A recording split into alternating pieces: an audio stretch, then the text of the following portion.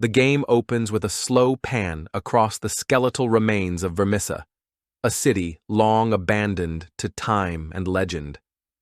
The camera lingers on broken arches and weather-worn statues, their faces eroded into hollow-eyed ghosts of the past. The sun hangs low, bleeding orange and purple across the ruins, but the light feels wrong, thin, like a fading lantern rather than daylight. A convoy of jeeps rumbles into view, engines cutting through the silence. Dust swirls as the team steps out, their voices too loud in the stillness. Dr. Elias Voss, a man whose sharp eyes betray more ambition than caution, immediately begins directing the others, his tone clipped with excitement. He speaks of history waiting to be uncovered, of a discovery that will rewrite textbooks. Lena Carter, the historian, lingers near the edge of the group, running her fingers over the grooves of a fallen pillar. The carvings there don't match any known saintly iconography. Instead, they twist into spirals, into mouths stretched wide in silent screams. She frowns, flipping through her notes, but the answers aren't there. Nearby, Carl Brenner laughs, kicking at loose stones. His boots scuff against something metallic, a rusted medallion, half buried. He pockets it without a second thought. Money's always been his god in this place, just another tomb to loot. Father Aldrich doesn't laugh. He stands apart, his hand tight around the cross at his neck. The air here is thick, he murmurs, not with dust, but with something older, something that doesn't belong. When he looks at the cathedral's gaping entrance, his breath hitches. He's seen this place before, in dreams, in the margins of forbidden texts. Sophie Moreau, their guide, watches them all with a stillness that doesn't fit her youthful face. She knows the stories whispered about Vermissa, the ones that don't make it into history books, the ones that speak of a saint who wasn't holy, of a tomb that wasn't meant to be found. When Lena asks about the carvings, Sophie's answer is too quick, too practiced. Then the wind shifts. It comes sudden and cold, snuffing out the lanterns with a breath that doesn't feel like air at all. In the half-second of darkness, something moves at the base of the cathedral steps, a shape, hunched and wrong, before it's gone. When the light returns, no one mentions it. No one wants to.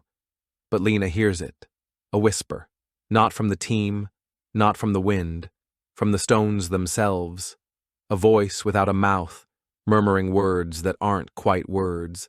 Dr. Voss is already moving toward the uncovered staircase, his flashlight cutting a frail beam into the dark. Carl follows, eager. Sophie hesitates, but only for a moment. Father Aldrich looks at Lena, his face pale. Some doors, he says quietly, should remain closed. They descend anyway. The stone staircase swallows them whole.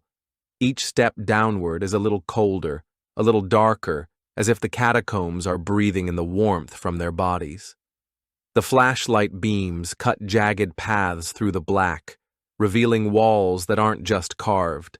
They're scarred, etched with symbols that squirm under the light. Lena runs her fingers along them absent-mindedly, then jerks back.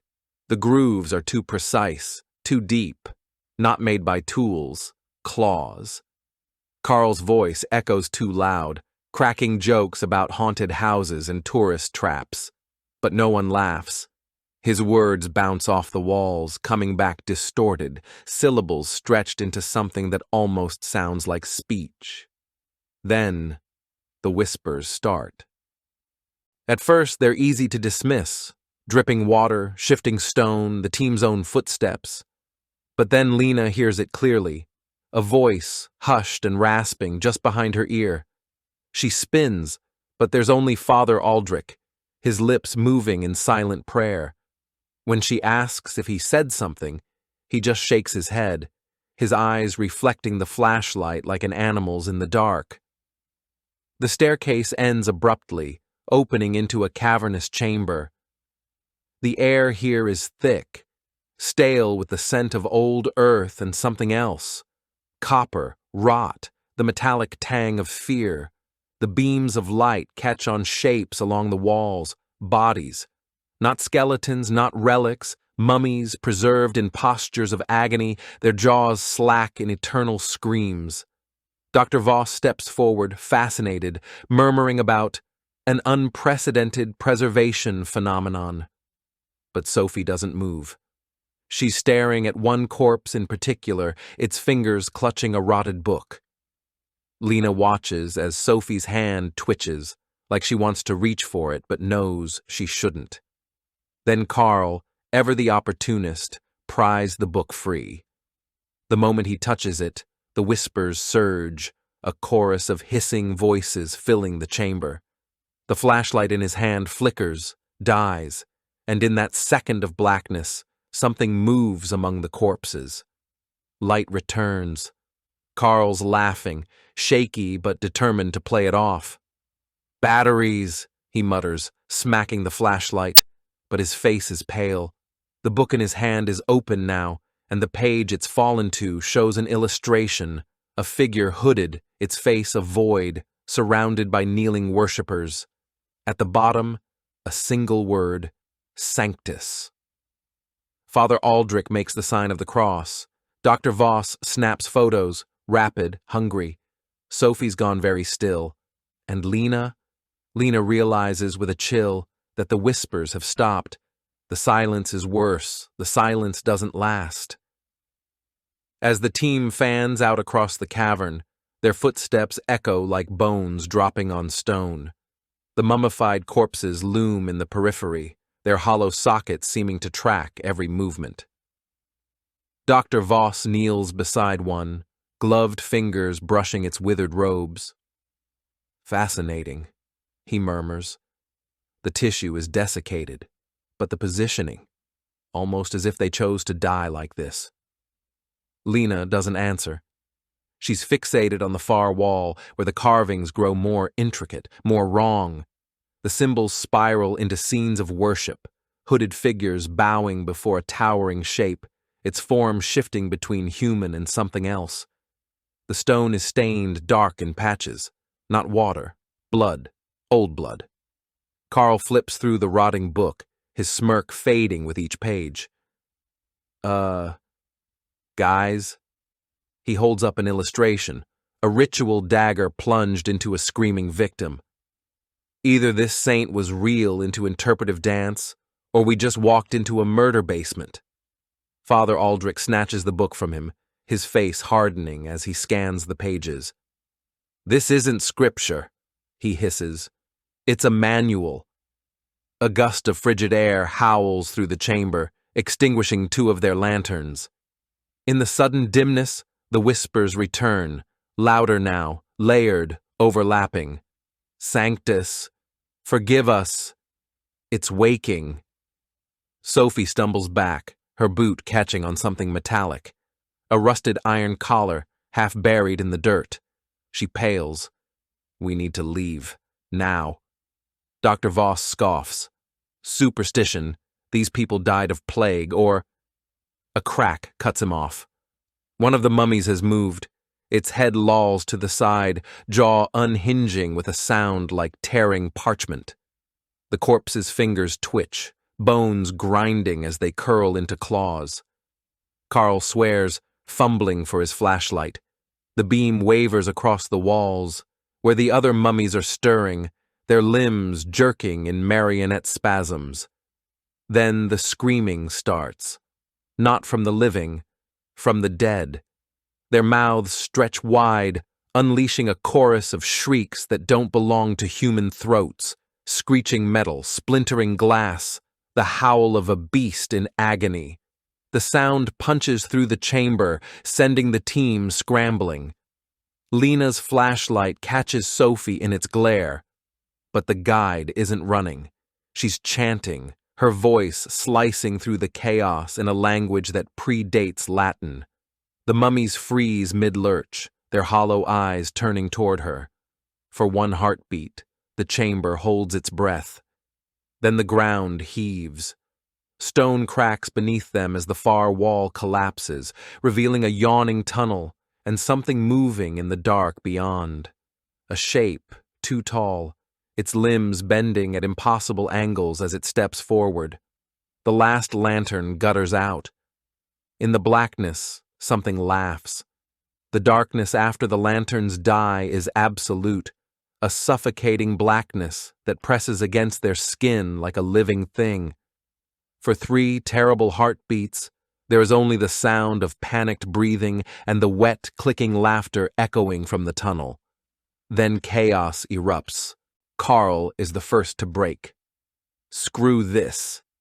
His boots skid on loose stone as he bolts, not toward the exit, but deeper into the catacombs, toward where he's convinced the relic must be. His flashlight beam bobs wildly, carving frantic arcs across the walls before vanishing around a corner. Dr. Voss shouts after him, voice cracking, "Brenner, you fool!" But the words die in his throat as the thing in the tunnel moves again, a sound like cracking joints, too many, too fast. Sophie grabs Lena's wrist, her fingers ice cold. "There's another way," she hisses, "a path the cult used, we used to contain it." Her eyes flick to Father Aldrich, who stands rigid, crucifix clutched in white-knuckled hands. "But we have to go now." The priest doesn't move. "You knew." His voice is hollow. "You led us here knowing what slept beneath." A beat. Then Sophie's face hardens. "I led you here because he," a jerk of her chin toward the vanished Carl, "would have kept digging, would have found another way in. At least this time I can try to stop it." The ground shudders. Dust rains from the ceiling as the thing in the dark takes another step forward. Lena makes the choice for them. "We split. Aldrich with me. We'll find Carl before he gets himself killed. Sophie, take Dr. Voss the other way." A sharp nod. No time to argue. As they separate, the whispers surge, no longer wordless, now forming a name. Her name, slithering through the stones. Lena. Then the darkness swallows them whole. The catacombs exhale. Lena and Aldrich stumble through narrow passages, their flashlight beams slicing through cobwebs thick as burial shrouds. The air smells different here, cloying and sweet, like rotting fruit left too long in the sun. Somewhere ahead, Carl's panicked shouts bounce off wet stone walls, growing fainter. Then they hear it, a wet crunch, a gasp that isn't human. Silence. They round the corner to find Carl's flashlight rolling across the ground, its beam illuminating a scene that makes Aldrich vomit. Carl isn't dead. Not yet. His body is suspended mid-air, pinned to the ceiling by his own intestines, coiled like rancid rope through cracks in the stone. His mouth works soundlessly, eyes bulging as blood bubbles between his lips. His fingers twitch in a grotesque parody of his earlier greed, still reaching for something only he can see. Above him, the shadows move wrong. Lena's light catches the edge of something slick and glistening, too many joints, too many teeth, before it melts back into darkness. Carl's chest suddenly splits like overripe fruit. His ribs crack outward in a mockery of wings. From the ruin of his torso, something whispers in a voice that was never human. "Thank you." Then the corpse drops. It lands at their feet with a sound like wet laundry hitting concrete. The flashlight flickers. In the strobe light horror, Lena sees Carl's face is gone, in its place. Something is wearing his skin. Aldrich is screaming scripture now, his voice raw with terror. The crucifix in his hand burns black, the metal twisting like living flesh. Lena grabs his arm. They run. Behind them, the thing that was Carl begins to laugh. The walls are breathing. Lena and Aldrich stagger into a circular chamber, their backs slamming against a stone slab that groans shut behind them. The air here is thick with the scent of burnt herbs and something older, copper and marrow. The only light comes from bioluminescent fungi crawling across the ceiling like a sickly constellation. Sophie and Dr. Voss are already here, but something's wrong. Sophie stands at the center of a spiral carved into the floor, her arms outstretched. Her lips move in silent prayer. No, not prayer. Accounting. Each syllable makes the fungi pulse brighter. Dr. Voss isn't moving at all. He kneels before an altar, his head bowed.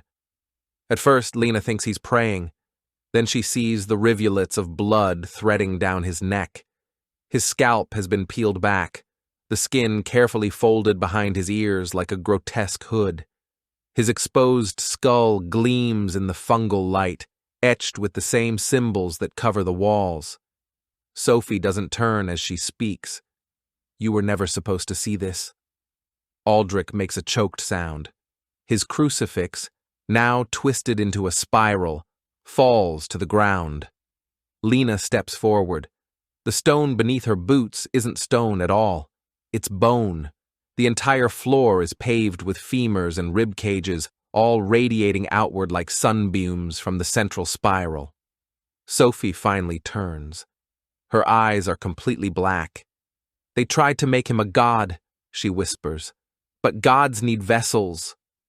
The chamber shudders. From the darkness above, something begins to uncoil. The air curdles. Sophie's black eyes reflect the pulsating fungi light as she steps over Dr. Voss's shuddering body. Her fingers twitch, not in fear but in anticipation, as she reaches toward Lena. You're special, she murmurs. I tasted it in your blood when we first met. The saint. He likes you. Aldrich makes a strangled noise. His hands clutch at his ruined crucifix, the twisted metal biting into his palms. You brought us here as offerings, he rasps. Sophie's smile is a knife slash across her face. No, she corrects. Just you. Then the chamber moves. The bone fragments beneath their feet shift like a living jigsaw puzzle, locking together to form a cage around Aldrich. Rib bones spear upward, piercing his cassock, pinning him in place like a butterfly on display. Blood blooms across the fabric as he screams, not in pain, but in recognition. De profundis, he chokes out. This is the psalm of the damned. Lena staggers back, but the walls have closed in. The fungal light pulses faster now, synchronized with Dr. Voss's weakening heartbeat. His exposed brain glistens, the carved symbols beginning to drip like melting wax. Sophie tilts her head. He needs a new face, she explains, as casually as someone discussing the weather. The old one cracked. From the darkness above, something wet and heavy drops onto Lena's shoulders. It's hair. Long, rotting strands slither over her collarbone as the weight above her increases. She doesn't need to look up to know what's there. The thing that was once a saint, now just a hunger wrapped in tattered skin, lowering itself toward Dr. Voss's prepared skull. Sophie reaches out and plucks one of Lena's hairs with ritual precision. Don't worry, she whispers. You're not for him. Then the bone cage around Aldrich contracts. The sound of breaking ribs mixes with his final prayer as the chamber doors burst open, revealing the thing that was once Carl, its stolen face split ear to ear in a grin made of too many teeth. The chamber exhales. Lena stumbles back as the thing that was Carl lurches forward, its movements all wrong, joints bending backward, fingers elongating into boneless tendrils. The stolen face melts like candle wax, revealing the hollow darkness beneath. Sophie stands transfixed before the altar, her black eyes reflecting the horror unfolding. Dr. Voss's body convulses as the symbols carved into his skull begin to glow, pulsing in time with the fungal lights. The air vibrates with a sound like 1,000 whispered prayers, all chanting the same word, Sanctus, Sanctus, Sanctus. Then, silence. The creature above Dr. Voss still. Its form wavers, caught between shadow and flesh, as if unsure of its own shape. Sophie's triumphant smile falters. "No," she breathes. "Not him. Not yet." A wet crack echoes through the chamber. Dr. Voss's skull splits. Not from the outside in, but from within. Something pale and glistening pushes through the fissures in his bone, unfurling like a grotesque flower. Not a brain, not a face. Pages. Parchment-thin layers of flesh peel back, revealing lines of text written in veins and sinew. The words shift and reform, a living scripture, a gospel written in meat. Lena's breath catches as she recognizes the passages. They're her own notes, every theory she ever scribbled in the margins of her research, every half-formed hypothesis about the forgotten saint. All here, all wrong. The creature above Dr. Voss lets out a sound that might be laughter. Sophie stumbles back, her black eyes wide with terror for the first time. You fed him," she whispers, staring at Lena. "Your thoughts, your doubts. He's been listening this whole time." The chamber trembles. The fungal lights flare, then invert, their glow turning a sickly black that leaches the color from the world. In the sudden void, Lena sees the truth. The forgotten saint was never a god, nor a demon, but something far worse. An idea, a belief so hungry it became flesh, and now, bloated on Lena's skepticism, on Carl's greed, on Aldrich's dying faith, it's evolving. The black light pulses like a dying heart. Sophie stumbles toward the altar, her hands outstretched, not in prayer, but in desperation. The veins in her arms stand out black beneath her skin, writhing like living script. She reaches for Dr. Voss's twitching body, for the thing unfurling from his shattered skull, her voice raw with a chant that no longer sounds like language. "Not her, take me instead." The creature hesitates. For a single suspended moment, the chamber holds its breath. Then Sophie screams, not in pain, not in fear, in recognition. Her black eyes widen as the veins burst from her skin, unspooling into threads of ink that hover in the air, forming words, forming names. Lena sees her own among them. Sophie's body jerks like a marionette. Her spine arches, her mouth stretching too wide, until the skin at the corners splits. The ink threads surge forward, plunging into her gaping mouth, her nose, her eyes, filling her with something that is not blood. Her fingers claw at the air as her feet leave the ground. "I'm sorry," she gasps, and for a heartbeat, her voice is human again. I thought I could control it." Then the thing that was Carl moves. It lunges, its form dissolving into smoke and teeth, and wraps itself around Sophie, not to attack, to merge. Their bodies convulse in midair, skin splitting and reforming, black ink and rotting flesh twisting together. Sophie's face surfaces for a moment, her expression eerily calm, before her mouth stitches itself shut. The last thing Lena sees before the darkness swallows them both is Sophie's hand, fingers splayed in a gesture that might be farewell or surrender. Then, silence. The fungal lights flicker back to their sickly glow. Dr. Voss's body collapses, empty, and where Sophie stood, there is only a book. Its cover stitched from flesh, its pages whispering as they turn in an unfelt wind. The darkness chitters. Carl's corpse-twisted form staggers forward, his stolen face peeling away in meaty ribbons to reveal the hollow hunger beneath. His fingers, too long now, jointed in all the wrong places, scrape against the bone floor as he moves toward Lena. But his eyes are still Carl's, wide, desperate, human. Lena! His voice is a wet gargle, half drowned in the thing's gullet. Take it! Take the relic!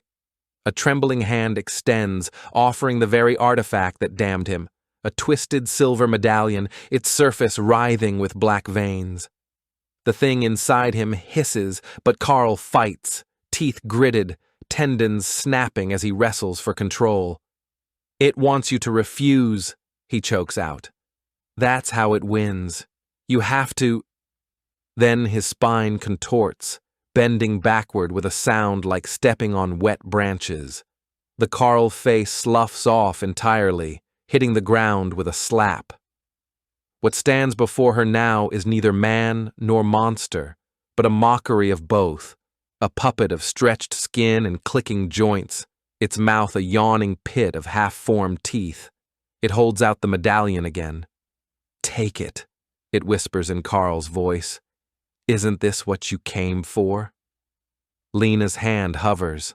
The relic pulses like a dying star, whispering promises in a language that itches behind her eyes. Power, knowledge, survival. All she has to do is reach out and accept the gift Carl died for. The catacombs hold their breath. Lena stares at the writhing medallion in the creature's clawed hand. The air hums with the weight of the decision, not just hers, but all those who came before. The mummified corpses, Dr. Voss, Aldrich, Sophie, Carl. Their voices whisper through the stones, a cacophony of warnings and temptations. She closes her eyes and laughs, a dry, broken sound that startles even the creature. Its many jointed fingers twitch, the medallion's pulsing growing erratic. You're not real, Lena whispers. The creature goes very still. You're just a story, she continues, opening her eyes. A scared, lonely story that doesn't want to be forgotten. The walls shudder, the fungal lights dim. The thing wearing Carl's remains tilts its head too far to the side, its hollow eyes searching hers. Take it, it insists, but its voice wavers. The medallion in its palm begins to crumble to rust. Lena steps back. No.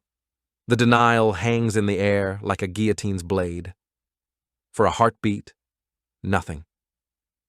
Then the creature screams, not in rage, in terror.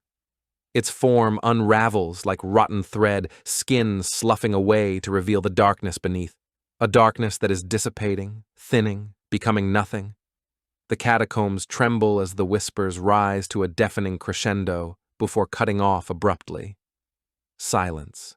True silence, for the first time since they descended. The fungal lights gutter out one by one. In the dying glow, Lena sees the truth. The bones on the floor are just bones. The altar is just stone. And the medallion at her feet? A tarnished, worthless trinket. Thanks for watching. If you enjoyed this video, hit that like button, subscribe, and ring the bell for more. Let me know your thoughts in the comments. I'd love to hear from you. See you in the next one. Bye for now.